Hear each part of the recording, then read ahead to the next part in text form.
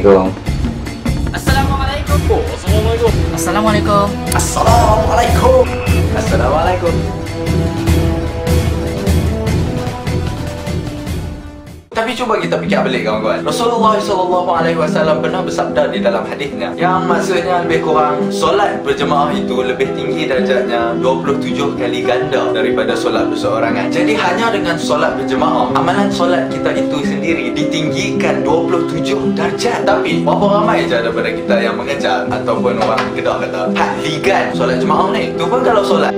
Yalah budak-budak zaman ni main motor lah, apalah. Tak macam tak ada terjuah hidup ni. Okay. Patutnya kita gunakan masa muda kita ni buat benda hok ranah lain. Sebab dunia ni lain. Tapi serah kita kena ingat 5 waktu kita jangan tinggal. Waktu peninggal. So saya nasihatkan kepada diri sendiri dan juga kawan-kawan di luar sana, bila member ajak solat jemaah tu, jangan tolak. Bila join dia solat sat, serius tak rugi pun. Untung lagi lah. And apa salahnya kalau kita pergi ajak member kita solat sekali? Untung ni biar kita sama-sama untung lah. Kita jadi member sampai ke akhirat, InsyaAllah. So okay gang, mari kita sama-sama cuba memperbaiki amalan kita agar kita sama-sama dapat memperolehi keuntungan. Dan macam mana kebanyakan manusia lain dah tak ada pilihan, barulah nak cari Tuhan. Ya Allah, ya Tuhanku, tolonglah aku, ya Allah. Aku dalam kesempitan, ya Allah. Turunkanlah keajaiban-Mu, ya Allah. But that doesn't change anything either. Bukankah Allah kata dia takkan mengubah nasib kita kalau kita tak cuba untuk mengubahnya sendiri? Jadi aku fikir, I've got to finish this myself. Tak ada siapa nak tolong pun. Dan aku terus buat kerja. Dan aku hantar juga assignment tu walaupun lewat. But hey, at least you beat your emotions and settle things up. The moral of the story is, sometimes you think that you are well prepared, you're gonna be alright, you're gonna be fine, nothing's gonna happen to you, you're gonna finish your work on time, but suddenly some problems happen, and that's the time when your emotions are fully tested. Tapi cuba kawan-kawan fikir tengok, berapa ramai daripada kita yang dah bersiap, yang dah bersedia untuk bila malaikat Israel nak jumpa kita. Ya, saya bercakap tentang ajal, kematian, death. Tak ada siapa boleh menafikan yang kita akan berjumpa dengan kematian ataupun kematian yang jumpa dengan kita, depending on how you look at it. Ada 2 poin yang saya nak highlight kat sini. Satu, bila dia nak main, kita tak tahu. Kita akan mati juga, cuma kita tak tahu bila. Ramai yang beranggapan yang dia akan mati bila dia dah tua-tua krepot. No, tapi realitinya, berapa orang yang ingat dia akan hidup sampai ke tua, lepas tu kena accident ataupun malapetaka yang lain. Masa umur dia masih lagi 20-an, malah belasan tahun pun ada. Tak ada siapa boleh garanti dia boleh hidup sampai ke esok. 2, bila dia main, kita pergi. Tak ada hanya kita nak boleh kata, Sat, aku nak bersiap, Sat. Kalau time dia main tu kita dah bersiap, dah cukup amalan nak jumpa Tuhan, dan Alhamdulillah. Tapi kalau time tu kita still duk terkontalkan ting lagi, nak buat macam mana? Kita tak boleh nak buat apa-apa dah. Because the reality is, bila ajal main ketuk pintu kita, kita akan terus meninggal. Ajal setiap seorang daripada kita, hanya Allah saja yang tahu bila. Jadi jangan takut ambil risiko. Kita kena look forward.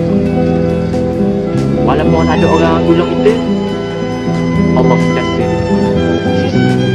So memang kita tak tahu. Jadi apa boleh kita buat? Bila kita duk tunggu untuk sesuatu yang kita tahu akan sampai, cuma tak tahu bila je. Satu tip yang sangat bagus yang diberi oleh sahabat Rasulullah SAW ialah bekerjalah untuk dunia seolah-olah kamu akan hidup selamanya, dan bekerjalah untuk akhirat seolah-olah kamu akan mati esok. Ini adalah peringatan pertama sekali bagi diri saya sendiri yang lemah lagi daif ini, dan juga untuk kawan-kawan di luar sana. Jom kita sama-sama berusaha untuk menghandsomkan dan melawakan diri kita untuk berjumpa dengan Allah Subhanahu wa ta'ala, insyaAllah. Pada soalan banyak-banyak gaji masa dalam Quran. Dan agak malanglah kepada orang yang disukai ramai semata-mata hanya kecantikan fizikal ni. Bukanlah saya nak kata kecantikan fizikal ni satu benda yang tak berlaku Cuma dalam kita menjadi cantik fizikali, ingatlah bahawa benda ni hanyalah sementara. Dan yang akan kekal cantik sebagai negara ialah pribadi yang baik. Dengan memberi salam, kita mendoakan kesejahteraan orang yang kita beri salam tu. So bagi salam ni sebenarnya satu doa. May peace be upon you. Semoga sejahteralah ke atas kamu. Yang menunjukkan rasa sayang yang kita ada terhadap orang itu, sama ada dari seorang Muslim ke seorang Muslim lagi, ataupun dari seorang insan ke insan yang lain. Dahlah berdoa sendiri itu dah dapat pahala. Tambahan pula sunat kot.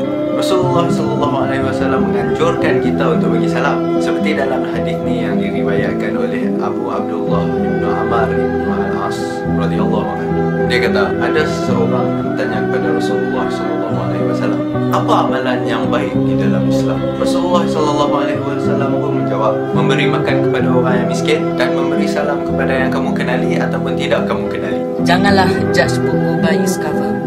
Bukan buku je, tak kira lah orang ke, lampu ke, kamera ke. Jangan judge orang daripada rupa diorang, okey? Judge orang daripada insight.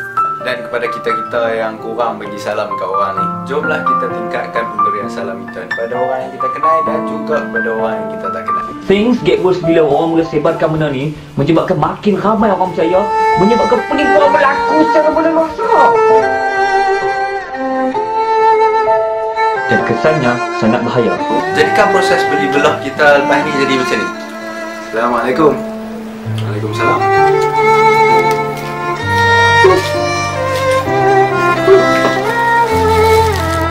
Masih ya? Assalamualaikum. Waalaikumsalam. So jadilah pencetus kepada budaya bagi salam sesama kita ni. Dan semoga kita semua menemui kesejahteraan di dalam hidup kita di sini ataupun di sana, InsyaAllah. So before you jump into conclusion, eloklah kalau kita buat kajian sikit ataupun bertanya kepada orang yang lebih mengetahui ataupun just berfikir sejenak. Hidup itu ini, dia ada penisian, dia ada tamadun.